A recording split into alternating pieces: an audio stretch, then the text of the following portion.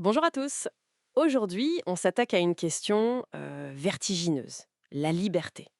Est-ce qu'on est vraiment aux commandes ou plutôt des marionnettes? C'est la grande question, oui. On va essayer d'explorer ça en s'appuyant sur des notes d'un cours de philo. L'idée, c'est de démêler un peu tout ça, hein, du fatalisme pur et dur jusqu'au au libre arbitre le plus total. Un sacré programme. Allez, on plonge. Alors, pour commencer, le fatalisme. L'idée que tout est écrit d'avance.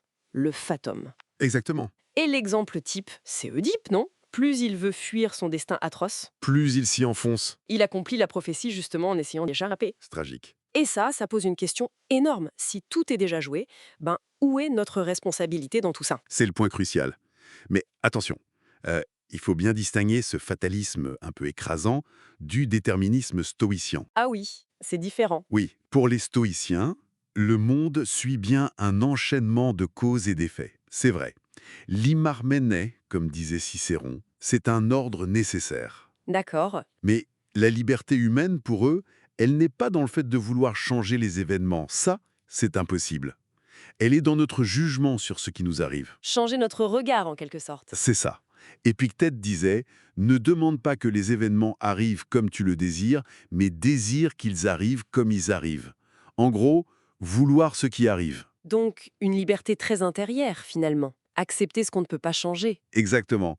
C'est la capacité à consentir rationnellement au réel, à maîtriser nos réactions, nos passions.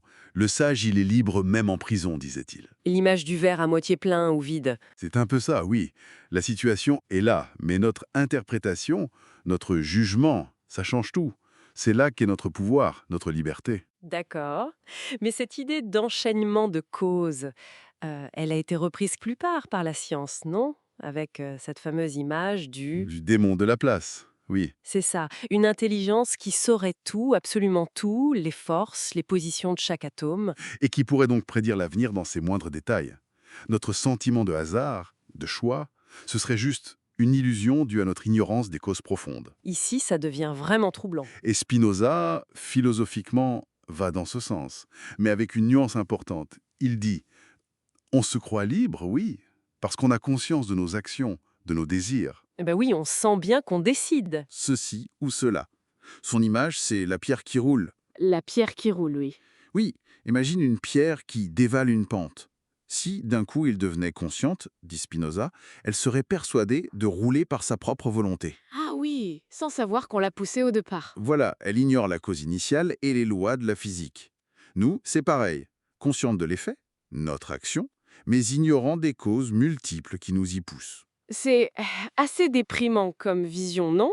Si on est juste des pierres conscientes. Mais pour Spinoza, ce n'est pas la fin de la liberté. Au contraire, la vraie liberté, c'est justement de comprendre ces déterminismes, de connaître les causes qui nous font agir. Comprendre pour être libre. C'est ça, il appelle ça la libre nécessité.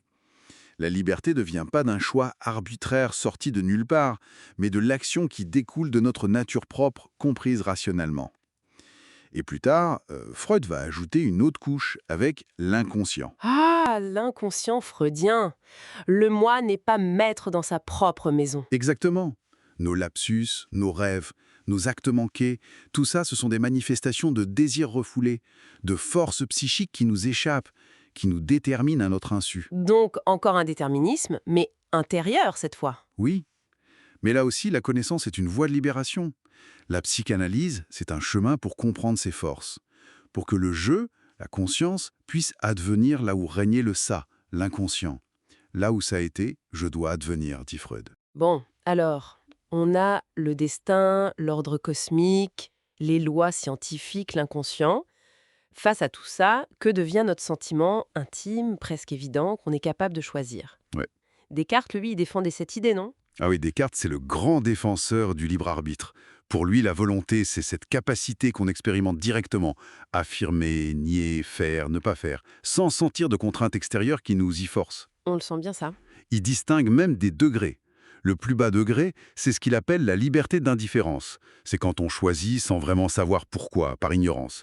L'âne de Buridan, affamé et assoiffé, incapable de choisir entre l'avoine et l'eau. Il meurt de faim et de soif, faute de raison de choisir. C'est l'image, oui. Pour Descartes, c'est le plus bas degré de liberté. Le plus haut degré, c'est la liberté éclairée, quand on choisit en connaissance de cause, guidé par la raison, faire ce qui est perçu comme vrai ou bon. Et puis il y a Sartre, peut-être la position la plus radicale. Oui, l'existentialisme sartrien, c'est encore autre chose. Sa formule choc, l'existence précède l'essence. C'est-à-dire? Ça veut dire qu'on n'arrive pas au monde avec une nature humaine prédéfinie, un mode d'emploi. On existe d'abord, et ensuite, par nos choix, nos actes, on se définit. On crée notre essence. On est ce qu'on fait, en gros. Exactement. Et c'est pour ça qu'il dit qu'on est condamné à être libre. On ne peut pas y échapper. Même refuser de choisir, c'est encore un choix. Condamné. Le mot est fort. Oui, parce que ça implique une responsabilité totale. On est responsable de tout ce qu'on est, de tout ce qu'on fait, même de nos passions. Même dans une situation de contrainte extrême, comme un prisonnier. Il ne peut pas sortir pourtant. Non, mais il reste libre de choisir son attitude face à sa captivité. Libre d'essayer de s'évader, libre de désespérer ou de résister intérieurement. La liberté, c'est cette capacité de projet, de choix, même quand les options sont limitées. On voit ça dans certains films d'ailleurs. Minority Report, avec la prédiction du crime. Oui, peut-on changer le futur si on le connaît? C'est la question? Ou le choix de Sophie. Un choix tragique, insoutenable, mais un choix quand même, avec une responsabilité écrasante. Tout à fait. Ces œuvres explorent bien cette tension. Qu'est-ce qui nous définit? Les circonstances, les déterminismes, ou nos décisions face à eux? Matrix aussi, bien sûr, la pilule rouge ou la pilule bleue, le choix face à l'illusion du système. Bon, eh bien, on a fait un sacré voyage. D'Édipe écrasé par son destin, aux stoïciens qui trouvent la paix dans l'acceptation. En passant par les déterminismes scientifiques de Laplace, psychiques de Freud, la nécessité comprise de Spinoza.